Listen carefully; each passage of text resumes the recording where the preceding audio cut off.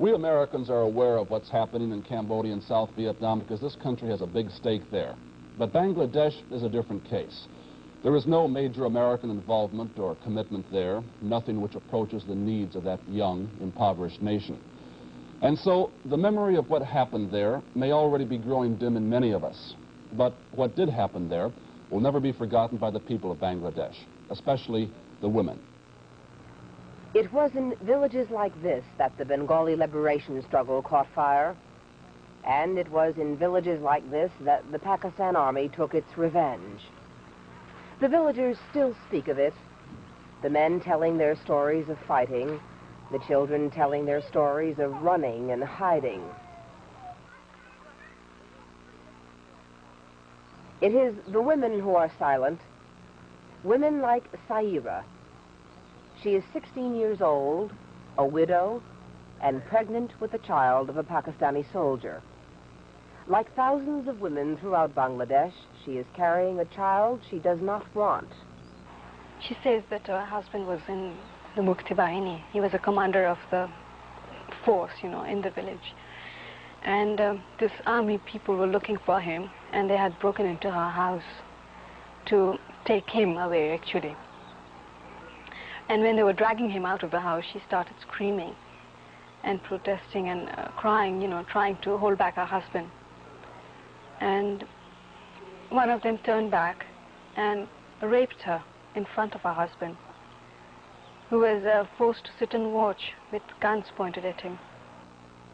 And later on she like says many that women who were raped by Pakistani soldiers, Saira is in disgrace among her people.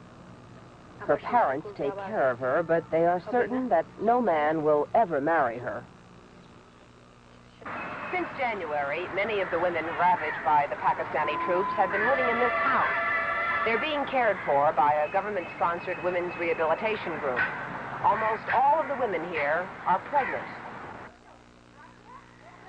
They are very young, some only 13 years old. In a few cases, their parents have abandoned them. In others, their husbands have rejected them. About 70 have had abortions, and those who have had their babies plan to give them away.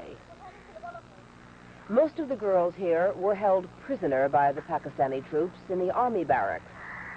For weeks, each day and each night, they were forced to submit to whatever the soldiers demanded.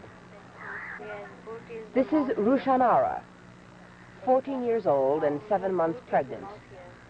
She was abducted from her home in Dhaka and taken to the army barracks, where she remained for 3 months.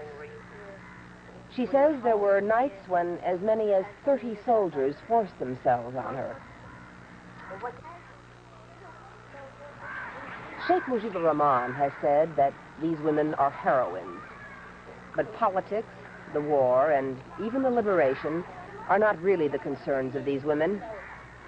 They are the innocent victims of war, and the children they bear will share in their grief. This is Liz Trotta, NBC News, in Dhaka, Bangladesh.